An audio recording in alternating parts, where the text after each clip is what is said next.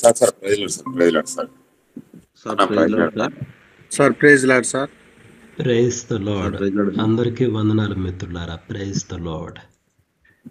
అందరికీ ప్రకృతి వందనాలు. ప్రార్థన చేసుకొని ప్రారంభించుకుందాం. సమయంలో మనం రాజశేఖర్ అన్న ప్రార్థన చేస్తారు. ప్రార్థన చేసుకుందాం. స్తోత్రాలు తండ్రి, స్తోత్రాలు స్తోత్రాలు స్తోత్రాలు ప్రభువా. పరిశుద్ధుడా స్తోత్రము నాయనా, మహోన్నతుడా స్తోత్రాలు. యుగ యుగములకు దేవుడవు నాయనా, తరతరములకు దేవుడవు. మా నివాస స్థలమైనటువంటి దేవాన్ని పరిశుద్ధ నామానికి స్తోత్రాలు స్తోత్రాలు స్తోత్రాలు ప్రభువా. మా ఎడల మీరు చూపినటువంటి కృపను బట్టి, మా ఎడల మీరు చూపినటువంటి వాత్సల్యతను బట్టి మీకు స్తోత్రాలయ్యా, స్తోత్రాలు నాయనా. మీ వాత్సల్యత అనుదినము మా ఎడల నూతనముగా పుట్టుతున్నది కాబట్టి మేము నిర్మూలము కాకుండా నాయన మేము ఇంకా నీ సన్నిధిలో ఉండటానికి కృపనిచ్చినందుకు స్తోత్రాలు ప్రభువా. ఏ యోగ్యత లేని మా జీవితాలను మీరు ప్రేమించారు మాకు ప్రభువా. నాయన నీ ప్రేమను పంచి నాయన నా తండ్రి, మేము ప్రభా నశించిన నరకానికి వెళ్ళిపోవలసినటువంటి మాకు ప్రభువా నిత్య జీవాన్ని మీరు అనుగ్రహించినందుకు మీకు స్తోత్రాలు స్తోత్రాలు స్తోత్రాలు తండ్రి. దయగలిగిన దేవుడవు నాయన, కనికరము కలిగిన దేవుడవు నాయన, మీకు స్తోత్రాలు. నీ అపారమైనటువంటి ప్రేమకై మీకు స్తోత్రాలు చెల్లిస్తున్నాం. ఉదయకాల సమయంలో నాయన ఈ గూగుల్ మీట్ ద్వారా ప్రభువా నాయన నీ సన్నిధికి రావటానికి, నాయన ఒక చిన్న సమూహముగా నీ సన్నిధిలో చేరటానికి మీరు ఇచ్చినటువంటి ఈ శ్రేష్టమైన సమయాన్ని బట్టి మీకు స్తోత్రాలు చెల్లిస్తున్నాం ప్రభువా. నాయన ఈ గూగుల్ మీట్ లో ఉన్నటువంటి ప్రతి ఒక్కరిని మీరు జ్ఞాపకం చేసుకొని మీరు దర్శించండి అయ్యా. ప్రతి ఒక్కరిని ప్రభువా నాయన మీరు బలపరచండి నాయన. ప్రతి ఒక్కరిని ప్రభువా నూతనముగా తండ్రి నాయన నీ కృపను వెల్లడిపరిచి నీ సహాయమునిచ్చి అయ్యా నీ సన్నిధిలో మీరు నిలబెట్టండి తండ్రి. మీకు స్తోత్రాలు తండ్రి. నీ ఆత్మ చేత బలపరచండి నాయన. పౌలు గారు అంటున్నారు, నన్ను బలపరచువాని యందు నేను సమస్తమును చేయగలనని. మీరు తండ్రి నీ మహిమ కొరకు మీరు బలపరిచి అయ్యా నా తండ్రి నాయన నీ పనిలో మీరు వాడుకోండి నాయన. ప్రతి ఒక్కరిని మీరు ఆకడ కొరకు సిద్ధపరచండి. ప్రతి ఒక్కరిని అయ్యా నీ చిత్తం ప్రభు నెరవేర్చడానికి సహాయం చేయండి తండ్రి. మీకు స్తోత్రాలు. ఎవరైతే ప్రభు ఈ గూగుల్ మీట్లో తండ్రి నాయన జాయిన్ అవుతున్నారో వారందరూ తండ్రి ఆత్మీయంగా ఎదగటానికి, విశ్వాసంలో స్థిరంగా ఉండటానికి ఆయన మీరు సహాయం చేయండి. ఆయన ఈ గూగుల్ మీట్ ను ప్రభు అన్న తండ్రి ప్రారంభించినటువంటి దైవజనులను మీరు జ్ఞాపకం చేసుకోండి తండ్రి. ఆయన ఇంకా ప్రభు అనేక మంది చేరటానికి మీరు సహాయం చేయండి. అనేక మంది ప్రభు ఆత్మీయంగా బలపరచబడటానికి సహాయం చేయండి తండ్రి. మీకు స్తోత్రాలు. ఎవరైతే అనారోగ్యాలతో బాధపడుతున్నారో ఆయన వారి అనారోగ్య స్థితిని మీరు దూరపరిచి ఆరోగ్యంతో మీరు నింపండి నాయన. మీకు స్తోత్రాలు.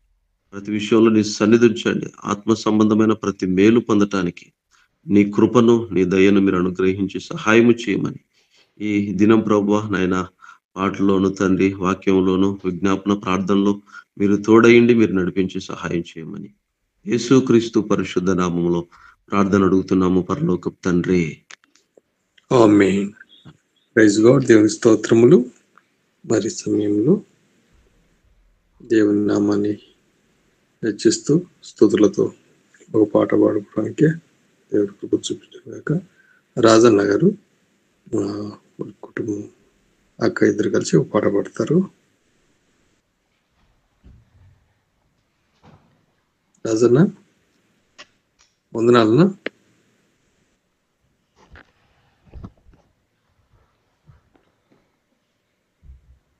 Rajanna sir praise lord sir. Praise lord అన్న.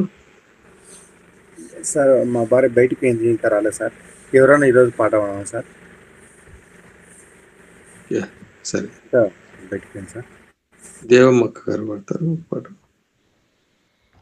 అక్క వందనాలు. అక్క వందనాలు సార్. అందరికి వందనాలు సార్.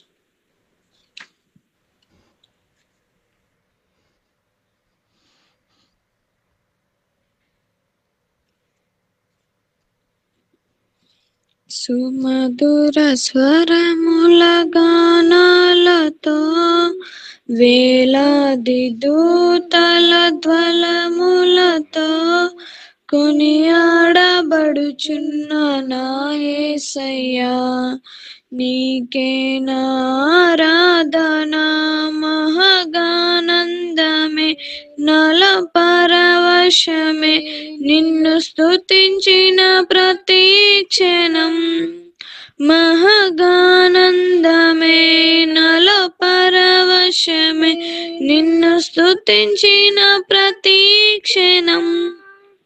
సుమధుర స్వరముల గానాలతో వేలాది దూతల గలములతో ఎడారి త్రోవలో నే నడచిన, ఎరుగని మార్గములో నన్ను నడిపిన, ఎడారి త్రోవలో నే నడచిన, ఎరుగని మార్గములో నన్ను నడిపిన, నా ముందు నడచిన జయవీరుడా, నా విజయ సంకేతమా, నా ముందు నడచిన జయవీరుడా, నా విజయం నీవే, నీవే నా ఆనందము, నీవే, నీవే నా ఆధారము, నీవే, నీవే నా ఆనందము, నీవే, నీవే నా ఆరాధన. సుమధుర స్వరముల గానాలతో వేలాది దూతల దళములతో కొనియాడబడుచున్న నా యేసయ్యా, నీకే నారాధన మహగానందమే నలో పరవశమే, నిన్ను స్తుతించిన ప్రతి క్షణం. సుమధుర స్వరముల గానాలతో వేలాది దూతల గలములతో సంపూర్ణమైన నీ చిత్తమే, అనుకూలమైన సంకల్పమే జరిగించుచున్నావు నన్ను విడువక, నా ధైర్యమే నీవేగా, నీవే, నీవే నా జయ గీతము, నీవే, నీవే నా స్తుతి గీతము, నీవే, నీవే నా జయ గీతము, నీవే, నీవే నా స్తుతి గీతం. సుమధుర స్వరముల గానాలు వేలాది దూతల గలములతో కొనియాడబడుచున్న నా యేసయ్యా, నీకే నారాధన మహగానందమే నాలో పరవశమే, నిన్ను స్తుతించిన ప్రతి క్షణం. సుమధుర స్వరముల గానాలు వేలాది దూతల గలములతో. హల్లెలూయా. Praise God. దేవుని ప్రైజ్ స్తోత్రములు. Lord sir. ప్రైజ్ లార్డమ్మా. చక్కగా దేవుని నామాన్ని పాట రూపంలో గానం చేసినటువంటి సిస్టర్స్ కు ప్రకట వందనాలు. మరి ఈ సమయంలో మనము యాకోబు పత్రికను చదువుతున్నాం. యాకోబు పత్రిక 4వ అధ్యాయం. యాకోబు పత్రిక 4వ అధ్యాయం బ్రదర్ రాంపోషేఖరమ్మ చదువుతారు.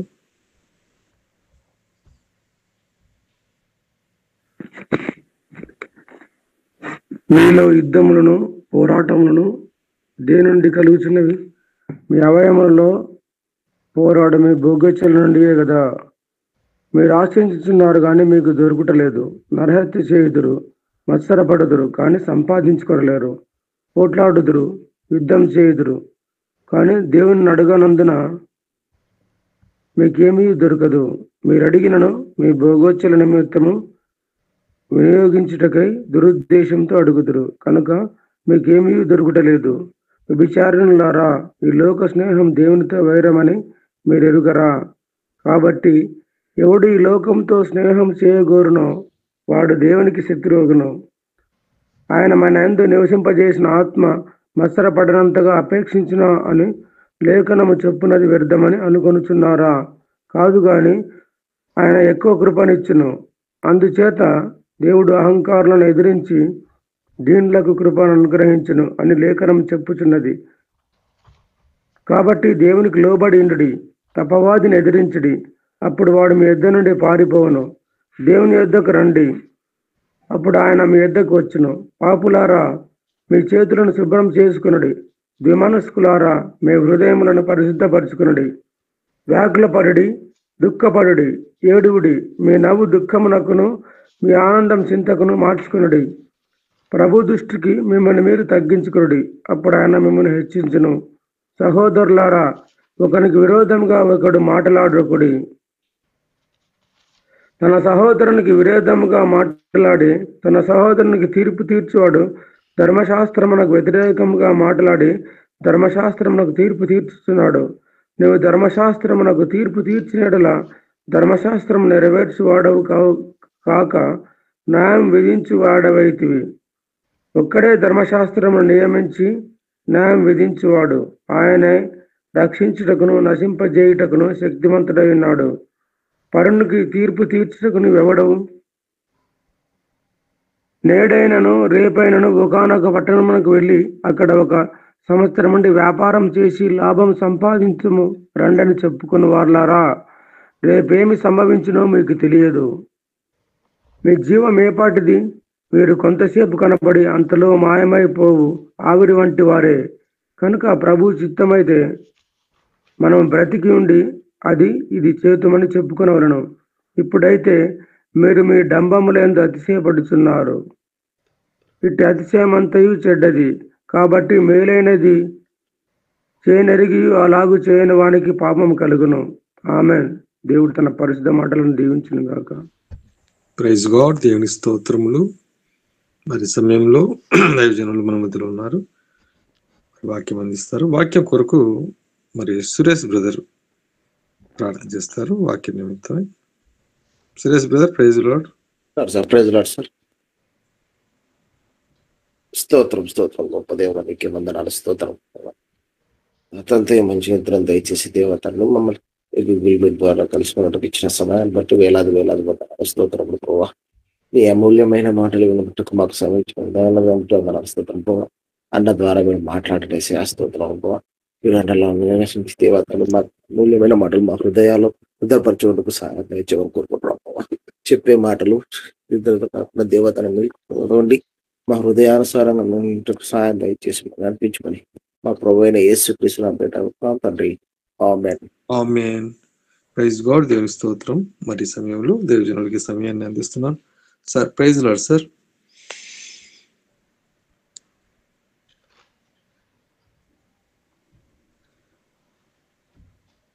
Praise the lord. మిత్రులారా, అందరికీ మన ప్రభు అయిన యేసు క్రీస్తు వారి నామంలో నిండైనటువంటి వందనాలు తెలియజేస్తున్నాను. దేవుని మహా గొప్ప కృప, మరొక నూతన దినాన్ని దేవుడు మనకు అనుగ్రహించాడు. మరి మనం క్రిస్మస్కు సంబంధించినటువంటి అనేక విషయాలను పరిశీలిస్తూ ధ్యానం చేస్తూ వాటి నుంచి అనేక విషయాలు మనం నేర్చుకుంటూ ఉన్నాం.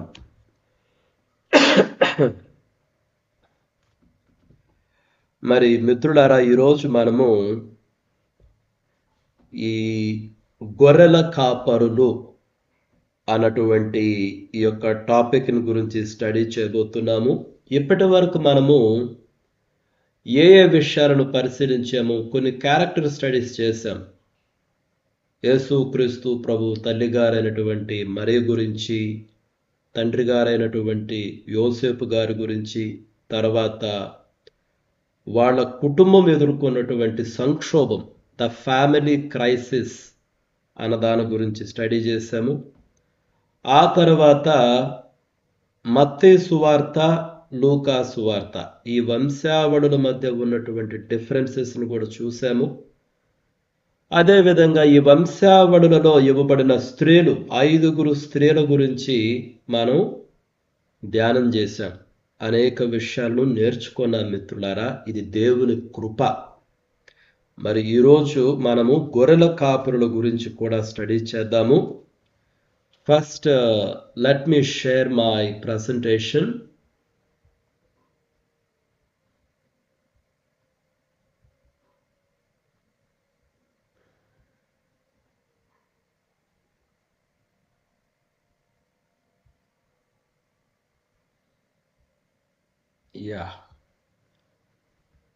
మిత్రులారా, నా ప్రజెంటేషన్ కనిపిస్తుందా?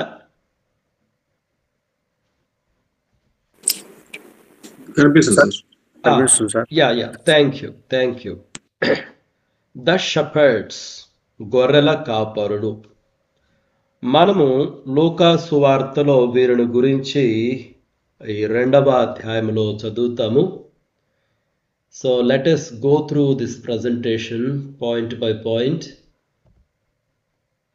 మొట్టమొదటిగా మనం ఏం చేద్దామంటే ఈ సాహిత్య సందర్భము మరియు స్థలాన్ని గురించి పరిశీలన చేద్దాం. చూడండి, ఈ గొర్రెల కాపరుల కథ ఒక్క లూకా సువార్తలోనే వ్రాయబడింది. మనకు 4 సువార్తలు ఉన్నాయి. మత్తయి సువార్త, మార్కు సువార్త, లూకా సువార్త, యోహాను సువార్త. అయితే యేసుక్రీస్తు ప్రభు యొక్క జననం గురించి ఎక్కువగా మత్తయి సువార్త, లూకా సువార్తలు, ఈ 2 సువార్తలు మనం చదువుతాం యేసుక్రీస్తు ప్రభు వారి యొక్క జననం గురించి. అయితే ఈ గొర్రెల కాపురుల గురించి మాత్రం ప్రత్యేకంగా లూకా సువార్తలో మాత్రమే వ్రాయబడింది. మీరు 2వ అధ్యాయంలో, లూకా సువార్త 2వ అధ్యాయంలో వీరి గురించి మనం స్టడీ చేయొచ్చు. ఆ తర్వాత మరొక ప్రత్యేకమైన విషయం ఏంటంటే, గొర్రెల కాపరులకు దేవదూత ప్రకటన ఈ లోకపు కట్టడలను తలక్రిందులు చేసింది. దీని అర్థం ఏంటి? చూడండి, యేసుక్రీస్తు ప్రభువారి యొక్క జనన విషయము దేవదూత ఈ గొర్రెల కాపరులకు తెలియజేయడం జరిగింది.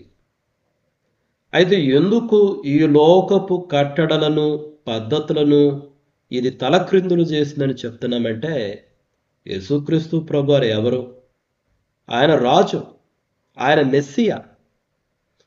యూదులు ఎవరి కొరకైతే ఎదురు చూస్తున్నారో ఆయనే ఈయన. మరి ఆయన పుట్టుకను మొట్టమొదట ఎవరికి చెప్పాలి? యెరూషలేము పట్టణము. ఎందుకంటే అది క్యాపిటల్ సిటీ కదా, అక్కడే కదా దేవాలయం ఉంది, అక్కడే కదా నిత్యము బలులు అర్పించేది. కాబట్టి ఇజ్రాయెలు దేశంలో ప్రజలందరూ కూడా ప్రతి సంవత్సరం అక్కడికే కదా వెళ్ళేది. కాబట్టి యెరూషలేము పట్టణం చాలా ప్రధానమైనటువంటి నగరం. అక్కడ దేవాలయం ఉంది, అక్కడ యాజకులు ఉన్నారు, నిత్యము సేవ చేయువారు. అంత మాత్రమే కాదు, యెరూషలేము పట్టణంలో రాజులు ఉన్నారు, రాజమందిరములో పనిచేస్తున్నటువంటి గనులు ఉన్నారు. అయితే వీళ్ళందరినీ వదిలిపెట్టి దేవుడు ఏం చేశాడంటే, యెరూషలేమునకు దగ్గరలో వచ్చిపోయి 1-2 మైళ్ళ దూరంలో ఉన్నటువంటి ఒక గ్రామములో గొర్రెలు కాసుకునే వాళ్ళకి ఈ వార్తను చెప్పాడు. సాధారణంగా రాజు పుడితే మొట్టమొదటిగా తెలియాల్సింది గనులకు, రాజమందిరానికి, రాజులకు తెలియాలి, రాజమందిరములోని పరివారానికి తెలియాలి, యెరూషలేము పట్టణస్థులకు తెలియాలి, యాజకులకు తెలియాలి. అయితే దేవుడు వీరందరిని బైపాస్ చేశాడు. వాళ్ళందరూ మెస్సియా కోసం ప్రత్యేకంగా దేవాలయంలో ఉన్నటువంటి వాళ్ళైతే లేఖనాలను పరిశోధించడమే వారి పని. మేము పరిసయ్యులమే, మతనిష్ట కలిగినటువంటి వారిని, లేఖనాలు ఎవరైనా మా నుంచే నేర్చుకోవాలి, మేము పవిత్రులము, అందరికీ నేర్పించే వారిని. ఇది కదా వాళ్ళ యాటిట్యూడ్. అటువంటి వారికి కదా మొదట తెలియాల్సింది. కానీ దేవుడు ఏం చేశాడంటే, అటువంటి వాళ్ళందరిని బైపాస్ చేశాడు. వాళ్ళని ప్రక్కన పెట్టి అదే యెరూషలేము పట్టణానికి దగ్గరలో ఉన్నటువంటి ఒక గ్రామంలో ఉన్నటువంటి వాళ్లకు ఈ విషయాన్ని తెలియజేశాడు. అంటే ఏమాత్రం గుర్తింపు లేని వారికి, రూరల్ ఏరియా, పల్లెటూరి ప్రజలకు, గ్రామీణ వాసులకు, విద్య లేని వారికి, గుర్తింపు లేని వారికి దేవుడి విషయాన్ని తెలియజేశాడు. అదే ఇక్కడ ఆశ్చర్యం. అందుకనే గొర్రెల కాపరులకు దేవదూత ప్రకటన ఈ లోకపు కట్టడలను, పద్ధతులను తలక్రిందులు చేసింది అని చెప్తున్నా. దీనికి బెస్ట్ ఎగ్జాంపుల్ మరి ఈ సందర్భంలో నేను చెప్పొచ్చో చెప్పకూడదో తెలియదు, కానీ అప్పుడప్పుడు కొన్ని గొడవలు వింటూ ఉంటా. చర్చికి సంబంధించినటువంటి గొడవలు వింటూ ఉంటే, ఒక పాస్టర్ గారు, ఒక చర్చిలో 2 పాస్టర్లు ఉంటే, ఒక పాస్టర్ గారు నా పేరు ముందేయలేదు, ఆయన పేరు ఎందుకు ముందేశారని గొడవ పెట్టుకున్నాడంట. ఈ పరిసయ్యులు, ఈ మతనిష్ట కలిగిన వాళ్ళు, ఈ రాజమందిరంలో ఉండేవాళ్ళు, ఈ రాజులు, వీళ్ళందరూ అటువంటి వాళ్ళే. మాకు మొదట తెలియాలి ఏదైనా విషయం జరిగితే. మరి రాజు పుట్టాడు, మెస్సియా పుట్టాడు, ఎవరికి తెలియాలి? మొదట మాకు తెలియాలి. మేము గనుడం కదా, మేము మతనిష్ట కలిగినటువంటి వారిం కదా. కానీ దేవుడు అటువంటి వారందరిని ప్రక్కన పెట్టాడు మిత్రులారా. అందుకని ఈ లోకపు కట్టడలను తలక్రిందులు చేసింది. అసలు మరియమ్మ పాడినటువంటి పాట, మరియమ్మ యేసుక్రీస్తు ప్రభు వారి తల్లిగారు ఎలిజబెతమ్మను కలుసుకున్న తరువాత మరియమ్మ ఒక స్తుతి గీతం పాడింది. మ్యాగ్నిఫికాట్ అని చెప్పి నేను మీకు వివరించాను. మ్యాగ్నిఫికాట్ అది వివరించాను కదా. అందులో ఒక వచనం చూడండి ఎలా ఉంటుందో. ఓకే, ఇక్కడ నేను ఒక మ్యాప్ చూపించాను. అంటే ఈ బెత్లెహేమ్ ఎక్కడ ఉంటుందని చూడండి. యెరూషలేం పట్టణం ఉంది కదా, యెరూషలేం కనిపిస్తుంది కదా. యెరూషలేం పట్టణానికి దాదాపుగా దక్షిణం వైపున ఉంది బెత్లెహేమ్ అనేటువంటి చిన్న గ్రామం. ఈ గ్రామంలో వీళ్ళు గొర్రెలు కాసుకుంటూ ఉన్నారండి. ఈ గ్రామం యొక్క పొలాల్లో, సరిహద్దులో గొర్రెలు కాసుకుంటూ ఉన్నారండి.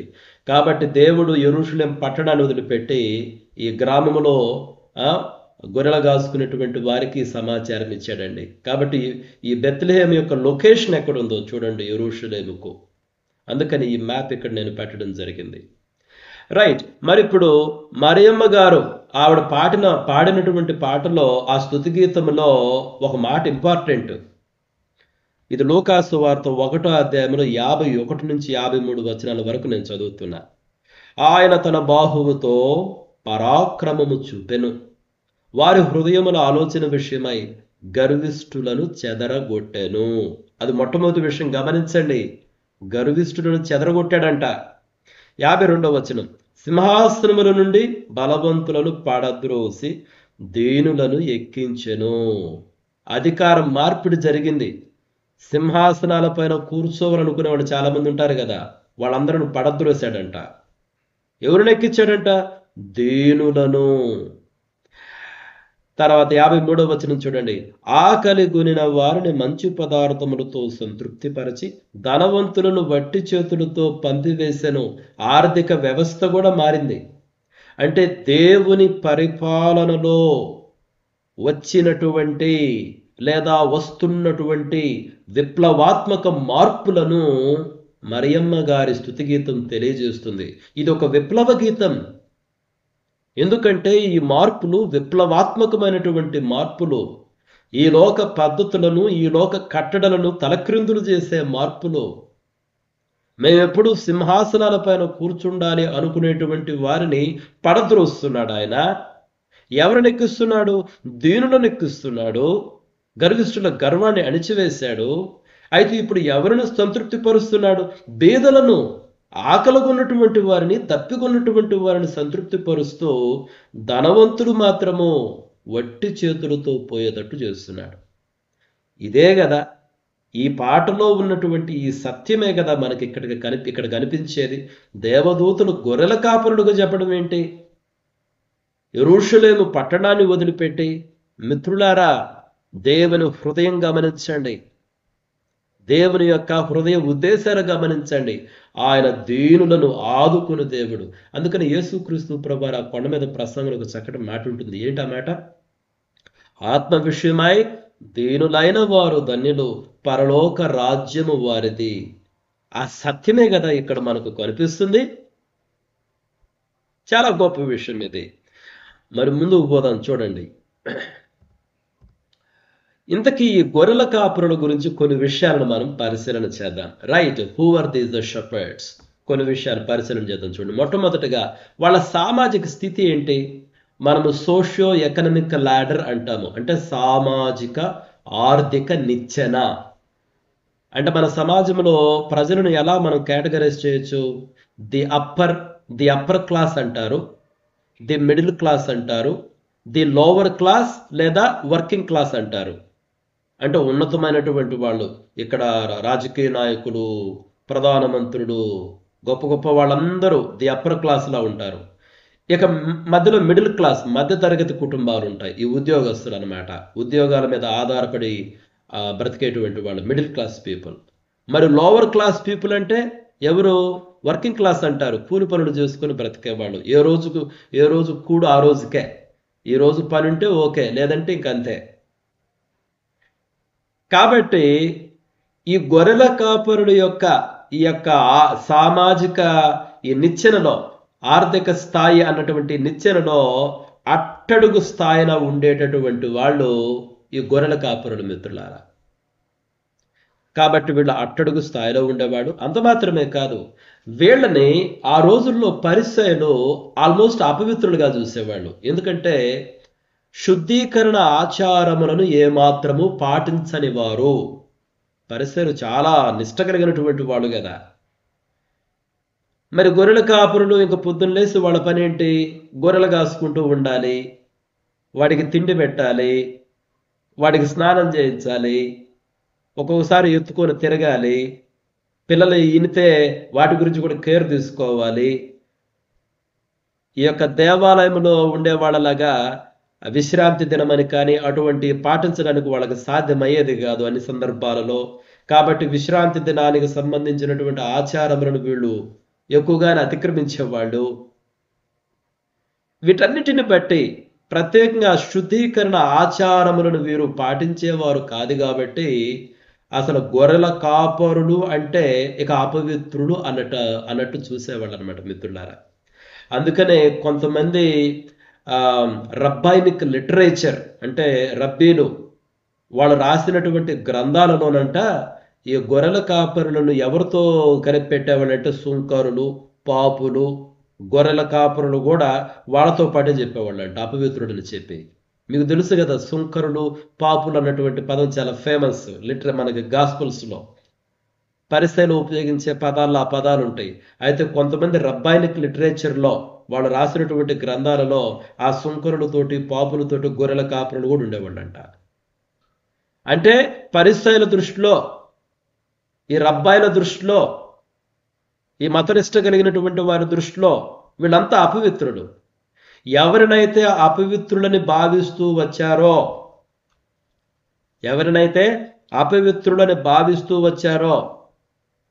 వారికే దేవుడు తన సువార్తను మొట్టమొదటి తెలియజేశాడు. అందుకని యేసుక్రీస్తు ప్రభువారిని ఆయన నిందిస్తారు కదా, ఆయన పరిచర్యలో కూడా. ఈయన సుంకరులకు, పాపులకు స్నేహితుడు అంటాడు. He's a friend of sinners. ఆయన చెప్పేది కూడా అదే, నేను వచ్చింది ఇప్పుడు వైద్యుడు ఆరోగ్యం కలిగినటువంటి వాళ్ళ కోసం కాదు కదా, రోగాలు ఉన్నటువంటి వాళ్ళ కొరకు కదా. కాబట్టి నేను నీతిమంతుల కొరకు రాలేదు, నశించిన దానిని వెదక రక్షించడానికి వచ్చాను. నిజమే, నేను పాపుల స్నేహితుడినే, సుంకరులకు స్నేహితుడినే, వ్యభిచారులకు స్నేహితుడినే, బలహీనులకు స్నేహితుడినే. కాబట్టి మిత్రులారా చూడండి, గొర్రెల కాపరులను ఆనాటి సమాజము అపవిత్రుడిగా చూసేది. కాబట్టి గొర్రెల కాపరుడు యొక్క సామాజిక స్థితి ఏంటంటే వాళ్ళు అట్టడుగు స్థాయే కాదు, వాళ్ళు అపవిత్రులు అన్నటువంటి విషయాన్ని కూడా మనం గమనించాలి. ఇంకా ఇక్కడ విచిత్రం ఏంటో తెలుసా? ఐరనీ అంటే ఇక విచిత్రము లేదా వైరుధ్యము అని కూడా అనొచ్చు. అంటే వాళ్ళేమో వీళ్ళు అట్టడుగు స్థాయి అంటున్నారు, అపవిత్రులు అంటున్నారు. కానీ ఆ ఆలోచనలో వైరుధ్యం ఏంటంటే, ఇప్పుడు ఇజ్రాయేల్ ప్రజలకి గ్రేటెస్ట్ లీడర్స్ ఎవరండి? 1 మోషే, 2 దావీదండి. దేవుడు మోషేను ఎప్పుడు పిలిచాడు? తన మామ యొక్క మందను కాస్తూ ఉన్నాడు. ఆ మందను కాస్తూ ఆ హోరేబు పర్వతానికి పోతాడు. దేవుడు అప్పుడే కదా మాట్లాడింది మోషేతోటి. దేవుడు మోషేతో మాట్లాడింది మందను మేపేటప్పుడే. మరి సమూయేలు దావీదును అభిషేకించింది ఎప్పుడు? సమూయేలు యెష్షయి ఇంటికి వెళ్తాడు. నీ పిల్లలందరినీ పిలువంటూ 7 వస్తారు. దేవుడు ఆ 7 రిజెక్ట్ చేస్తాడు. అప్పుడు సమూయేలు అడుగుతాడు, అయ్యా నీకు ఇంకా ఎవరైనా ఉన్నారా? ఉన్నాడయ్యా ఒకడు, వాడు గొర్రెలు కాసుకుంటూ ఉన్నాడు. దావీదు ఎక్కడ గొర్రెలు కాసుకుంటూ ఉంది? దావీదు ఏ ప్రాంతపు? బెత్లెహేము ప్రాంతపు వాడే. ఆ పొలాల్లోనే ఉన్నాడు. ఏ పొలాల్లో అయితే ఈ లూకాసు వార్తలో ఉన్నటువంటి గొర్రెల కాపరులు గొర్రెలు కాసుకుంటూ ఉన్నారో అదే పొలాలలో, అదే గ్రామములో, అదే పొలాలలో, అదే పరిసర ప్రాంతాల్లో దావీదు కూడా గొర్రెలు కాసుకుంటూ ఉండేవాడు. అక్కడ గొర్రెలు కాసుకునే పిల్లోని పిలిపించినాడు. సమూయేలు పిలువ ఆ పిల్లోడిని అంటే అప్పుడు దావీదు వస్తాడు. వస్తే దావీదు గురించి అందమైనటువంటి మాటలు ఉంటాయి. 1 సమూయేలు 16వ అధ్యాయంలో, ఎర్రని వాడు, చక్కనైనటువంటి కళ్ళు కలిగినటువంటి వాడు. వెంటనే సమూయేలు లేచి దేవుడు చెప్తాడు ఇతడే అని. సమూయేలు అభిషేకిస్తాడు. అభిషేకించి రామాకు వెళ్ళిపోతాడు. కాబట్టి యూదులకు హీరోలు ఈ మోషే గాని, ద గ్రేటెస్ట్ లీడర్. ఇక దావీదు అంటే చెప్పనవసరం లేదు. దావీదు సింహాసనం, ద గ్రేటెస్ట్ కింగ్. ధర్మశాస్త్రం వచ్చింది మోషే ద్వారా. ఇక రాజ్యం అన్నటువంటిది దావీదుది. యూదులకు 3 వ్యక్తులు చాలా ఇంపార్టెంట్ చూడండి. మొట్టమొదటి అబ్రహాము, జాతి పిత, అంటే ఆ దేశానికి మూల పురుషుడు అబ్రహాము.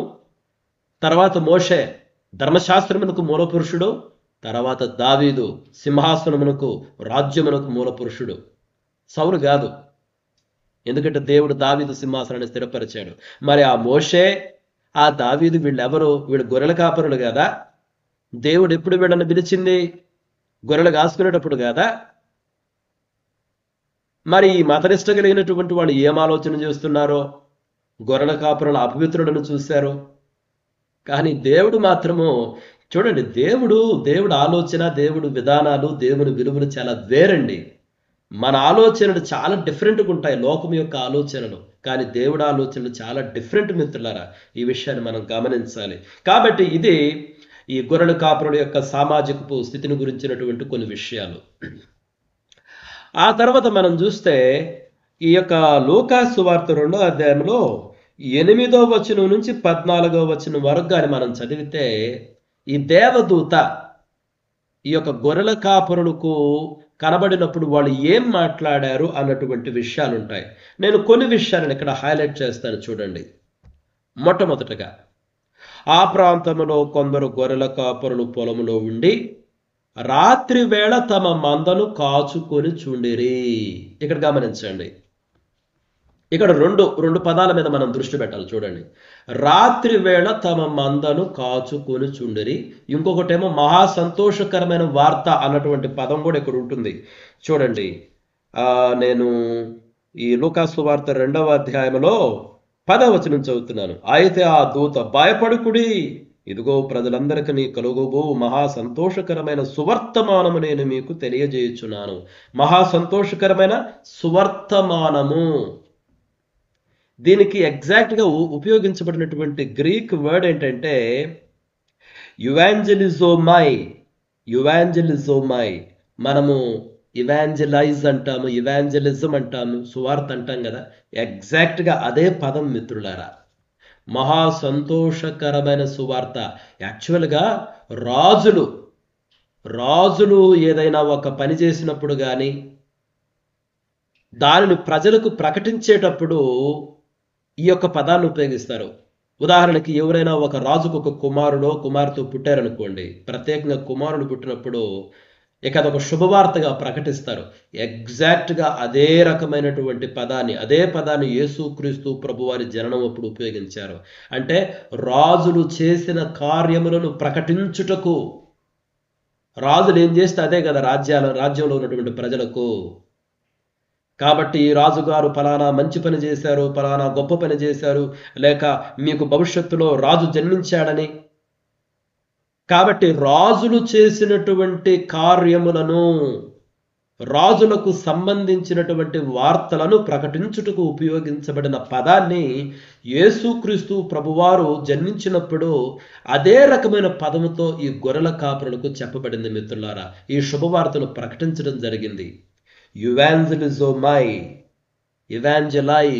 ఇవాంజలిజం, ఈ పదాలన్నీ ఈ పదం నుంచే వచ్చాయి. అదే మహాసంతోషకరమైన సువార్త అంటే అర్థం ఏంటి?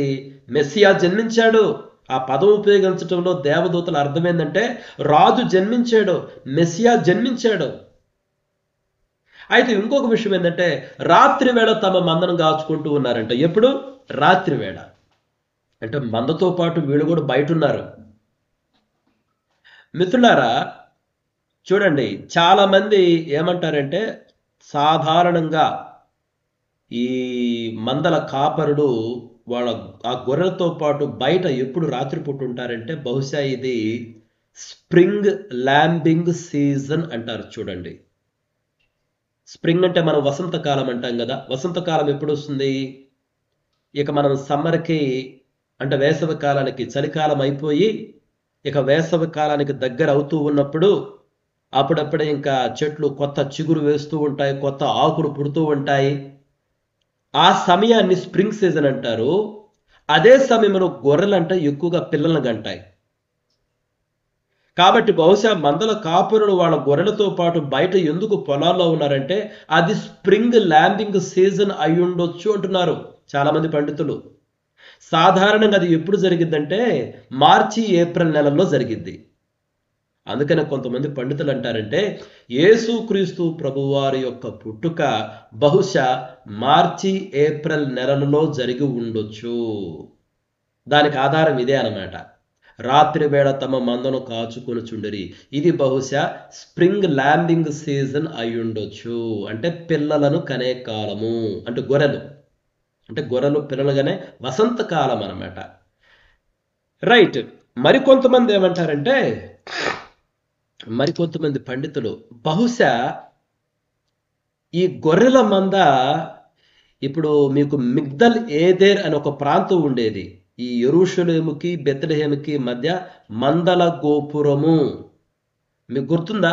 ఆదికాండం చదివినప్పుడు యాకోబు రాహేలును తీసుకొని వచ్చేటప్పుడు ఆ బెన్యామీను ఆయన పుట్టే సమయంలో ప్రసవ వేదనతో రాహేలు చనిపోయింది. రాహేలును సమాధి చేసి ఆ సమాధి పైన ఒక స్తంభాన్ని నిలిపిన తర్వాత ఇంకొంచెం దూరం వెళ్ళి అక్కడ యాకోబు గుడారం వేసుకుని ఉంటాడు.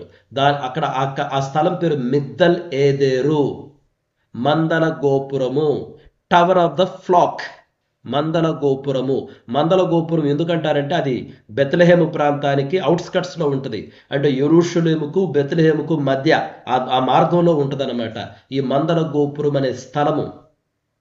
అక్కడ సాధారణంగా గొర్రెల కాపరులు ఏం చేస్తారంటే వాళ్ళ మందలను అక్కడ పెట్టుకొని ఆ గోపురంలో ఉండి మందలు గాచుకుంటూ ఉంటారనమాట. ఆ స్థలంలో ఉండి చూస్తూ ఉంటే ఈ ప్రిడేటర్స్ అంటే ఏమైనా అడవి జంతువులు కానీ లేకపోతే దొంగలు కానీ ఎవరైనా వస్తే ఈజీగా గమనించవచ్చు అని చెప్పి ఈ మందల కాపురులు ఆ గోపురం దగ్గర వాళ్ళ మందలు పెట్టుకొని ఉంటారంట. ఇంకా ఆశ్చర్యకరమైన విషయం ఏంటంటే చాలా మంది అంటారు ఈ మందల గోపురం అనేటటువంటిది వాస్తవంగా ఇప్పుడు యెరూషలేములో దేవాలయం ఉంది కదా, దేవాలయంలో పస్కా పండుగకు చాలా గొర్రెలను వధించాలి కదా. మరి ఆ గొర్రెలని ఎక్కడి నుంచి రావాలి? కాబట్టి యెరూషలేములో ఉన్న టెంపుల్ వాళ్ళే అంటే ఆ దేవాలయ సంబంధికులే గొర్రెలను కూడా కొంతమందిని అపాయింట్ చేసి పెంచేవాళ్ళంట. కాబట్టి బహుశా ఇక్కడ ఈ యొక్క గొర్రెల కాపరులు వీళ్ళు ఈ మిగ్దల్ ఏదేరులో కొన్ని గొర్రెలను పెట్టుకొని వీళ్ళు కాస్తూ ఉన్నారు. ఈ గొర్రెలు వాస్తవంగా పస్కా పండుగకు వధించబడే గొర్రెలు అని కూడా అంటారు కొంతమంది పండితులు. అఫ్ కోర్స్ బైబిల్లో అయితే మనకు ఆ ఇన్ఫర్మేషన్ లేదు. దీన్ని ఆధారం చేసుకుని కొంతమంది ఏమంటారంటే యేసుక్రీస్తు ప్రభువారు ఎవరు? ఆయన పస్కా గొర్రెపిల్ల కాదా? వధింపబడుటకు వచ్చిన గొర్రెపిల్ల కాదా? కాబట్టి ఈ పస్కా గొర్రెపిల్ల జననం గురించినటువంటి వార్తను ఈ పస్కా గొర్రెపిల్ల అయినటువంటి యేసుక్రీస్తు ప్రభువారి జననం గురించినటువంటి వార్తను ఈ దేవదూతలు ఎవరికి చెప్పారంటే పస్కా పండుగకు గొర్రెలను మేపుతూ పెంచుతున్నటువంటి వారికే చెప్పారు. అంటే రైట్ పీపుల్కే చెప్పారు, సరైన ప్రజలకే చెప్పారు. ఎవరికైతే చెప్పాలో వాళ్ళకే చెప్పాడు దేవుడు. నిజమైనటువంటి పస్కా గొర్రెపిల్ల జన్మించింది అంటే జన్మించాడు అనాలి మనం. రైట్. కాబట్టి ఇవి గొర్రెల కాపురుల గురించి కొంచెం మనకి ఇంట్రెస్టింగ్ సమాచారం మిత్రులారా. ఆ తర్వాత చూడండి, దావీదు పట్టణంలో నేడు మీకు రక్షకుడు పుట్టెను, ఈయనే క్రీస్తు ప్రభువు. ఈ స్టేట్మెంట్ ఎంత విలువైన స్టేట్మెంటో తెలుసా? ఇక్కడ 3 ఇంపార్టెంట్ పదాలు ఉన్నాయండి. 1 రక్షకుడు, 2 క్రీస్తు లేదా మెస్సియా, 3 ప్రభువు. రక్షకుడు. రీసెంట్గా మనము సొటీరియాలజీ గురించి కొన్ని విషయాలు ధ్యానం చేశాం. సోటర్ అంటే రక్షకుడు, రక్షణ శాస్త్రాన్ని మనము సొటీరియాలజీ అంటాము. తర్వాత క్రీస్తు, క్రిస్టోస్. ఆ తర్వాత ప్రభువు. ఈ ప్రభు అనే పదం ఉపయోగించడం చాలా ఆశ్చర్యకరము. పాత నిబంధన గ్రంథంలో యెహోవా అన్నటువంటి పదం ఉంది కదా, ఆ పదాన్ని ఈ లాటిన్లోకి సెప్టువాజెంట్లోకి ట్రాన్స్లేట్ చేసినప్పుడు ఆ యాహువే అన్నటువంటి పదాన్ని ఎలా ట్రాన్స్లేట్ చేశారంటే కురియోస్ అని ట్రాన్స్లేట్ చేశారు. ఎగ్జాక్ట్గా అదే పదాన్ని యేసుక్రీస్తు ప్రభు వారికి ఉపయోగించారు. అంటే పాత నిబంధనలో ఉన్న యెహోవాయే యేసు అన్నటువంటి అర్థం వచ్చే విధంగా ట్రాన్స్లేట్ చేశారు. అదే వాళ్ళు చెప్పేది కూడా. కాబట్టి ఇందులో 3 విషయాలు ఉన్నాయి మిత్రులారా. 1 ఆయన రక్షకుడు, ఆయన క్రీస్తు అంటే ఆయన మెస్సియా, ఆయన ప్రభువు, ఆయనే యెహోవా అన్నటువంటి అర్థం మిత్రులారా. ఎంత అద్భుతమైన విషయము. కాబట్టి దావీదు పట్టణంలో నేడు మీకు రక్షకుడు పుట్టెను, ఈయనే క్రీస్తు ప్రభువు, ప్రభు అయిన క్రీస్తు. నేను కొంత డిఫరెంట్ ట్రాన్స్లేషన్ ఉపయోగించాను. రైట్. తర్వాత ఒక శిశువు పొత్తిగుడ్డలతో చుట్టబడి పశువుల తొట్టులో పండుకొనినట్టు మీరు చూచెదరు. మీరు ఆ 12వ వచనం చూస్తే ఎలా ఉంటుందో చూడండి. దానికిదే మీ కానవాలు, ఒక శిశువు పొత్తిగుడ్డలతో చుట్టబడి ఒక తొట్టులో పండుకొనినట్టు మీరు చూచెదరని వారితో చెప్పాను. ఇంతకీ అదే సైన్ అనమాట. ఇంతకీ ఆనవాలు, ఆనవాలు అంటే సూచన, ద సైన్. ఈయన పుట్టాడు, ఈ రక్షకుడు పుట్టాడు, ఈ క్రీస్తు పుట్టాడు, ప్రభువు పుట్టాడు. దానికి గుర్తేంటి? గుర్తేంటి? పశువుల పాకలో ఒక తొట్టిలో ఒక పిల్లోడు పొత్తిగుడ్డలతో పరుండబెట్టి ఉన్నాడు, చుట్టబడి పరుండబెట్టి ఉన్నాడు. రాజు పుడితే గుర్తేంటి మిత్రులారా?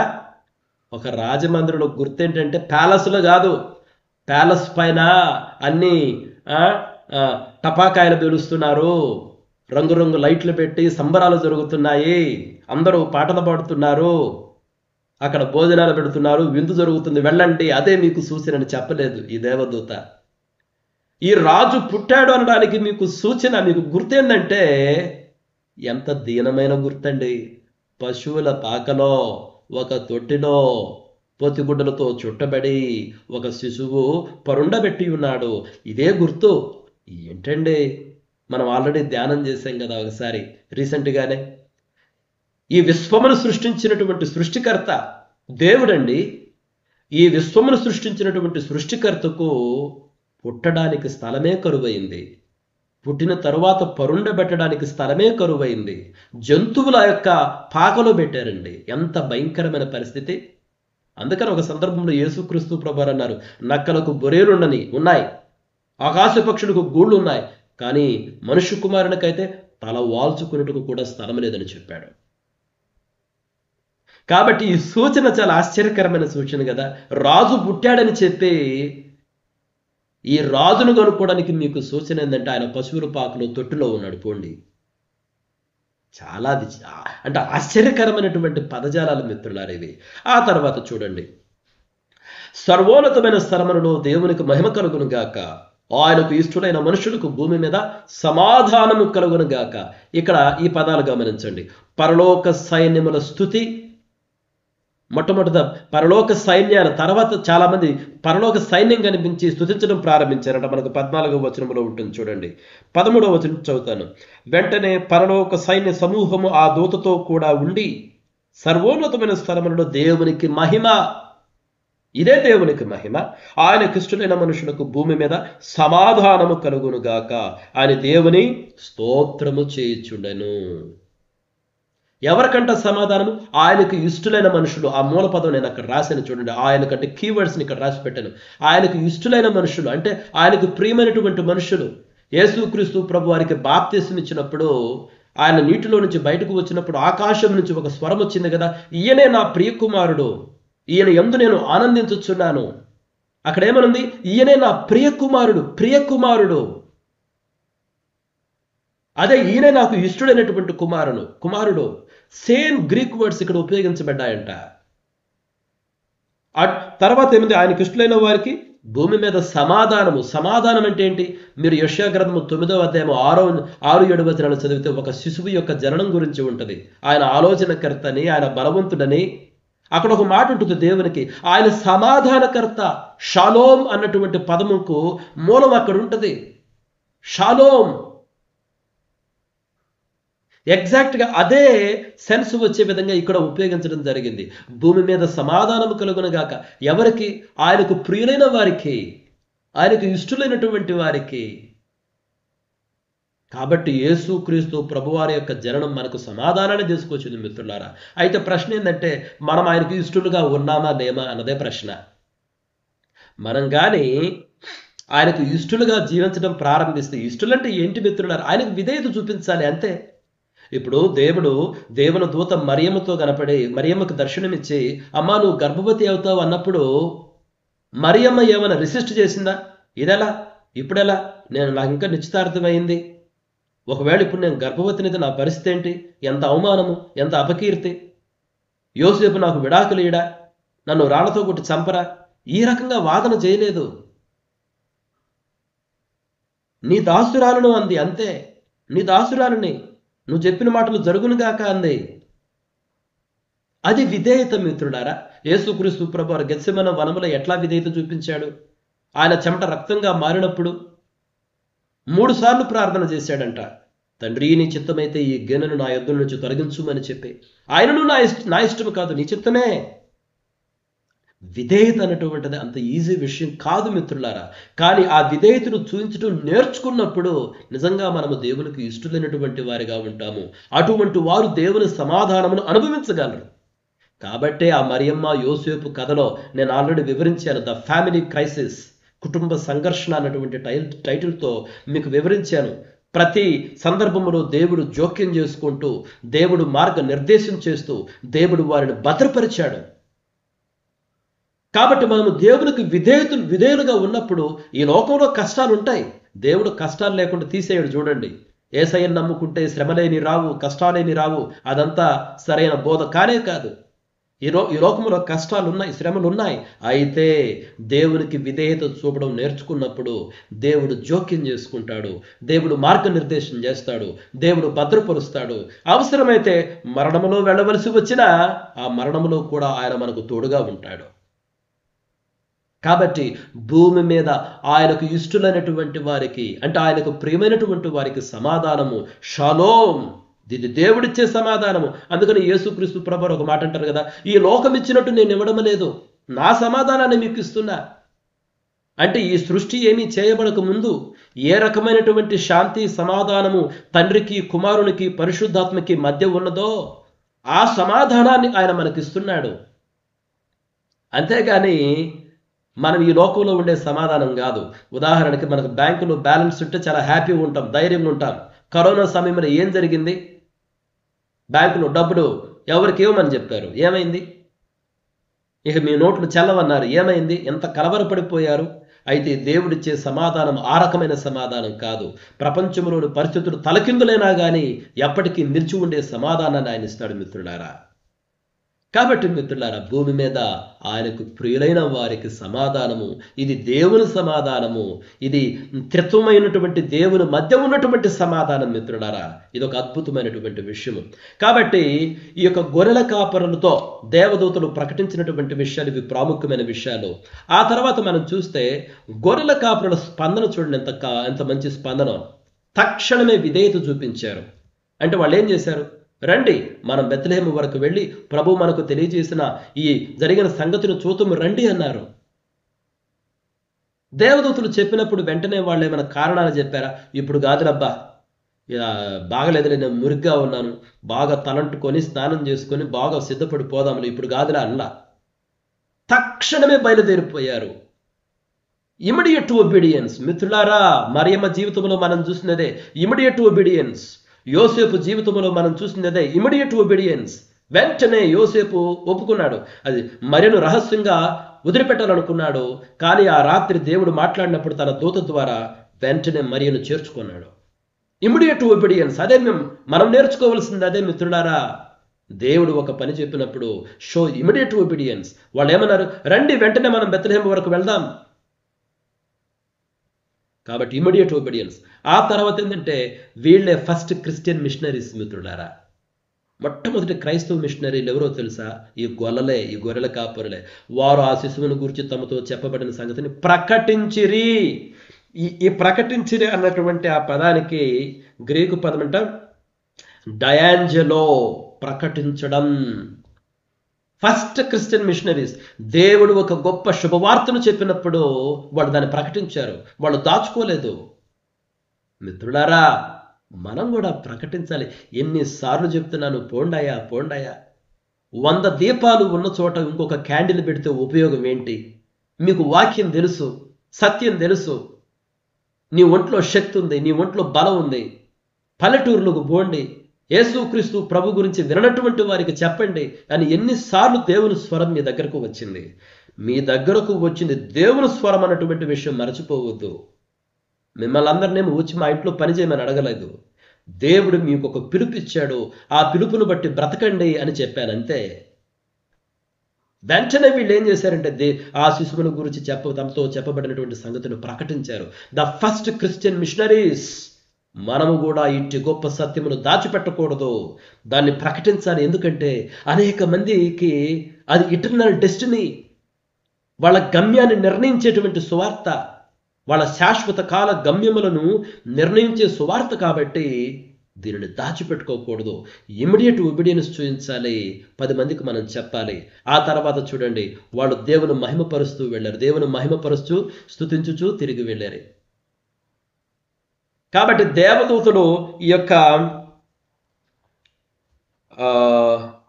దేవదూతలు ఎలా వాళ్ళు మనకు 14వ వచనం చూడండి. వాళ్ళంటే దేవదూతలు అందరూ కూడా దేవునికి స్తోత్రము చేయుచుండెను. 14వ వచనంలో దేవునికి ఎలా స్తోత్రము చేస్తున్నారంటే దేవదూతలు.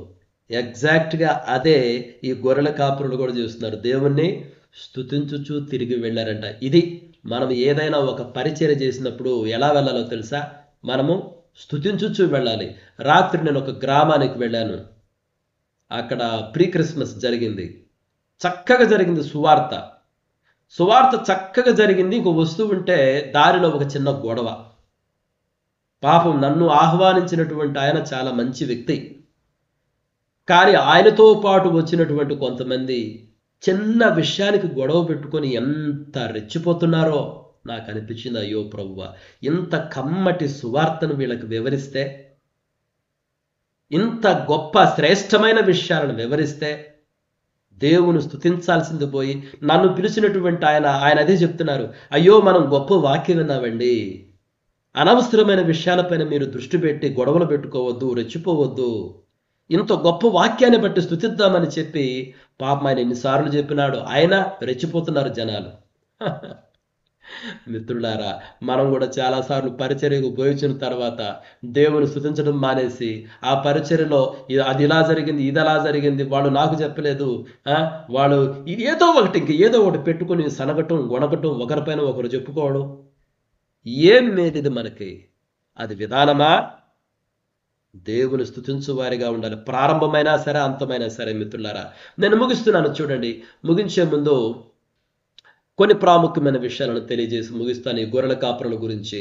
మొట్టమొదటిది నిరుపేదలకు శుభవార్త ప్రకటన. ఇందులో మనకు దేవుడు బయలుపరుస్తున్న సత్యం ఏంటంటే, సమాజంలో అట్టడుగు స్థాయిలో ఉన్నటువంటి వారిని దేవుడు ఎన్నుకుంటున్నాడు. మరియమ్మ అట్టడుగు స్థాయిలో ఉన్నటువంటి వ్యక్తి, యోసేపు అట్టడుగు స్థాయిలో ఉన్నటువంటి వ్యక్తి దేవుడు ఎన్నుకున్నాడు. మిత్రులారా, నిరుపేదలు వాళ్ళు దేవుడు ఎన్నుకున్నారు. అయితే దేవుడును గౌరవించే మనుషులు వాళ్ళు. కాబట్టి దేవుడు మతనిష్ట కలిగి కఠినమైన హృదయంతో ఉండడం కన్నా నువ్వు బేదగా ఉండు, అట్టడుగు స్థాయిలో ఉండు, కానీ దేవునికి హృదయమును తెరిచే వ్యక్తిగా ఉండటం మంచిది.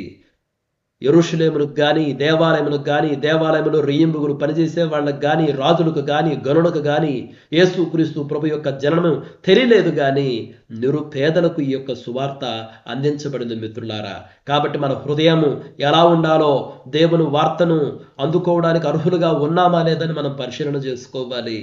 తరువాత తిరగబడినటువంటి సామాజిక విలువలు, అదే నేను ఇప్పుడు మీకు వివరించింది. గర్విష్ఠులనంట అణచివేస్తున్నాడంట, బలవంతులనంట సింహాసనం పై నుంచి త్రోసివేస్తున్నాడంట, ఆకలితో ఉన్నవారనంట సంతృప్తిపరుస్తున్నాడంట. ధనవంతులు మాత్రం ఒట్టి చేతులతో వెళ్ళిపోతున్నారు. దేవుని పరిపాలనలో విప్లవాత్మకమైనటువంటి మార్పులు చోటు చేసుకుంటున్నాయి. మరియమ్మ గీతము ఒక విప్లవ గీతం. కాబట్టి దేవుని రాజ్యములో నీవు నేను ఉండాలంటే ఈ విప్లవాత్మకమైనటువంటి మార్పులు నీలోను నాలోను ఉండాలి మిత్రులారా.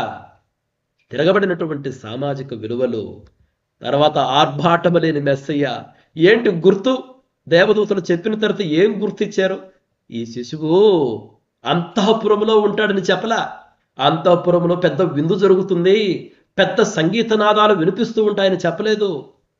ఈ శిశువు ఒక పశువుల పాకలో పొత్తి గుడ్డలతో చుట్టబడి పశువుల తొట్టిలో పరుండబెట్టి ఉన్నాడు. అబ్బా, ఏంటి యొక్క గుర్తు? ద హంబుల్నెస్, ఎంతగా తగ్గించుకున్నాడు, ఎంతగా దీనుడైనాడు. మనం కూడా ఎక్కడైనా సువార్తకు వెళ్ళినప్పుడు దీనుడుగా బ్రతకాలి, దీనులుగా ఉండాలి. నన్ను పాస్టర్నే పిలవాలని అనుకోకూడదు, నాకు ప్రత్యేకమైన స్థానమే ఇవ్వాలని మనం కోరుకోకూడదు. ఎక్కడికి పోయినా నేను స్టేజ్ మీదే ఉండాలి, ఈ ప్రోగ్రాంలో నా పార్టిసిపేషన్ అన్నట్టు ఉండకూడదు మిత్రులారా. మన ఇంటిలో కూడా అంతే, మన సంబంధ బాంధవ్యాల్లో కానివ్వండి, మన ఉద్యోగ స్థలాల్లో కానివ్వండి, దీనత్వాన్ని కలిగి ఉన్నప్పుడు మనము ప్రభువునకు సరైన పరికరంగా ఉంటాము. మనము పనిచేస్తున్నటువంటి స్థలములో 10 మందికి దేవుని యొక్క స్వరూపాన్ని, దేవుని ప్రేమను ప్రకటించగలం. గర్విష్ఠులుగా ఉంటే మనల్ని చూసి కొంతమంది దేవుని దగ్గరకు రావడానికి కూడా ఇష్టపడరు. చూడండి, ఆర్భాటము లేనటువంటి మెస్సియా. ఆ తర్వాత రక్షణ ప్రణాళికలో అపవిత్రులు. రక్షణ ప్రణాళికలో ఎవరున్నారు? అపవిత్రులు. అంటే యేసుక్రీస్తు ప్రభువు పాపులకు స్నేహితుడు, సుంకరులకు స్నేహితుడు, వ్యభిచారులకు స్నేహితుడు, పరిసయ్యులకు కాదు. మేము నీతిమంతులు అనుకునే వాళ్ళం కాదు. ఆయన అంటాడు కదా, నేను వచ్చింది నీతిమంతుల కొరకు కాదయ్యా, నశించి దాన్ని వెతక రక్షించడానికి నేను వచ్చాను. కాబట్టి మిత్రులారా, రక్షణ ప్రణాళికల అపవిత్రులు. ఈ గొర్రెల కాపరుల్ని అపవిత్రులుగా చాలా మంది ఆ దినాలలో భావించారు. కానీ వాళ్ళు మోషే ఎవరన్నది మర్చిపోయారేమో, దావీదు ఎవరన్నది మర్చిపోయారేమో. కానీ దేవుడైతే, దేవునికి మాత్రం వీళ్ళు అపవిత్రులు కాదు. చూడండి, దేవుడి దృష్టిలో పవిత్ర అంటే ఆయన ఈ లోకానికి సంబంధించినటువంటి ఈ ఆచారాలు ఉన్నాయి చూడండి, మనం సృష్టించే ఆచారాలు బద్దలు చేసి పడేసాడు. ఏం లేవు, తీసి పడేయండి అన్నాడు. అసలు స్వాతంత్రము, ఫ్రీడమ్, రండి, దేవుని ప్రేమ మీకు ఉంది. అది యేసయ్య చెప్పింది. మనం ఈ రోజుల్లో మేము ఆచారాలు తొలగిస్తున్నామని చెప్పి క్రైస్తవులు అన్ని ఆచారాలు సృష్టిస్తున్నారు. ఎక్కడికన్నా పోతే వెంటనే ఇది ఒక ఆచారం అంటారు, వీళ్ళు ఒక ఆచారాన్ని సృష్టిస్తారు. మనము ఆచారాలు సృష్టిస్తున్నాం, భయభ్రాంతులకు గురి చేస్తున్నాం ప్రజలను. అయ్యో, ఆచారాలన్నీ తొలగిస్తున్నామని చెప్పి ఒక ఆచారాన్ని సృష్టిస్తున్నారు. అయ్యో, ఎంత విచారకరమైనటువంటి విషయము. వీళ్ళైతే అపవిత్రులను భావించబడినప్పటికీ ఏం పర్వాలేదు, దేవుని వార్త మాత్రం, సువార్త మాత్రం వీరికి సంతోషకరంగా వచ్చింది మిత్రులారా. కాబట్టి ఈ గొర్రెల కాపరుల గురించి ఇవి ప్రాముఖ్యమైనటువంటి విషయాలు మిత్రులారా. ఈ విషయాలను గ్రహించడానికి దేవుడు తన సమృద్ధి అయినటువంటి కృపను మనలో ప్రతి ఒక్కరికి అనుగ్రహించాలని కోరుకుంటూ ముగిస్తున్నాను. May God bless each one of you. Thank you. Praise God. దేవుని స్తోత్రములు. మరి సమయంలో ప్రార్థన విన్నపాలు తెలియపరచండి. ప్రార్థన విన్నపాల్లో మీటింగ్స్ విషయంలో బాగా ప్రార్థించండి. మరి ఈరోజు రేపు ఆత్మకూరులో మార్కెట్ యార్డ్లో జరగబోతున్నటువంటి మీటింగ్స్ బట్టి ప్రార్థించండి భారంగా. అలాగే క్రిస్మస్ క్యాండిడేటింగ్ సర్వీస్ సమాచారాలు, దేవుని యొక్క వాక్య సందేశం, సువార్తను అందించడానికి మరి రాస్తారు. డేట్స్ని బట్టి కూడా జ్ఞాపకం చేసుకోనండి. అలాగే ఆయా ప్రాంతాల్లో జరుగుతున్నటువంటి చక్కగా ఈ అన్ని చక్కగా జరుగులాగున, ఎలాంటి ఇబ్బందులు, ఎలాంటి అవాంఛనీయ జరగకుండా క్రైస్తవ ప్రజలు దేవుని బిడ్డలుగా సువార్త అందించడానికి ఆయా మీటింగ్స్ పెట్టుకుని ఉంటారు. కాబట్టి అన్ని చక్కగా జరగాలని ప్రార్థనలో కూడా జ్ఞాపకం చేసుకోనండి. సార్, ఈరోజు ఇంటి దగ్గర ప్రార్థన కొడికింది సార్. తర్వాత ఈరోజు జనార్దన్ బిడ్డది కూడా బర్త్డే చూడండి సార్, ప్రార్థన చేయండి. ఓకే. మన సహోదరుడు జనార్దన్ కుమార్ సార్ హనీ పేరు? అనుకుంటా, హనీ అనుకుంటా సార్. అని కరెక్టేనా జనార్దన్? జస్లిన్ ప్రీతి సార్. జస్లిన్ ప్రీతి. జస్లిన్ ప్రీతి జన్మదినం, బర్త్డే. అలాగే బెన్ని సార్ వారి గృహం పైన ఈరోజు సాయంకాలం ప్రేయర్ మీటింగ్ ఉంటుంది. ప్రార్థన జ్ఞాపకం చేసుకోనండి. ఈ సమయంలో మనల్ని ప్రార్థనలో డేవిడ్ ప్రార్థనలో నడిపిస్తారు.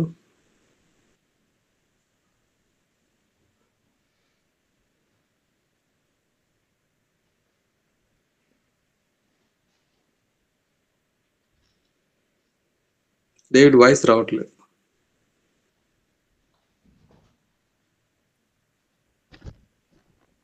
David, praise lord.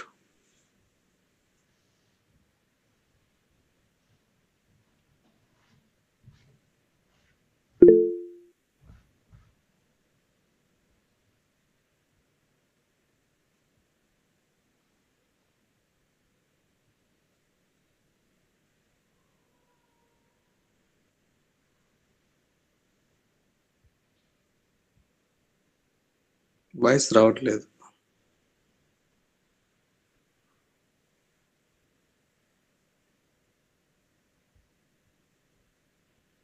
సరేలేండి సార్, వాయిస్ రావట్లేదు కాబట్టి వేరే వాళ్ళకి ఇవ్వండి. సమయంలో మరి జనార్దన్ ప్రార్థన చేస్తారు.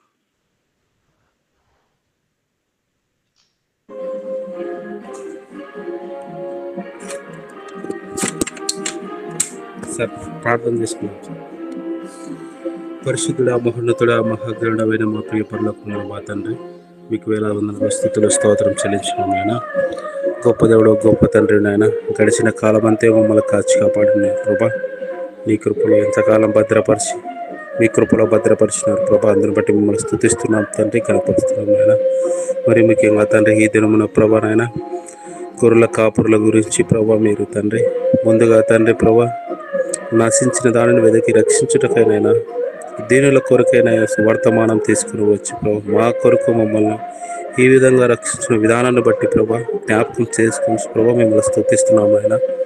గొప్ప దేవ మీకే స్తోత్రం నాయన. నీ కృపలో ఇంకా మేము తండ్రి ప్రభా నడువుటకు మీరే సహాయం దయచేయమని వేడుకొంచున్నాం తండ్రి. గొప్ప దేవ మీకే స్తోత్రం ఆయన. ఉదయకాల స్తుతులు స్తోత్రాలు చెల్లించున్నాం ఆయన.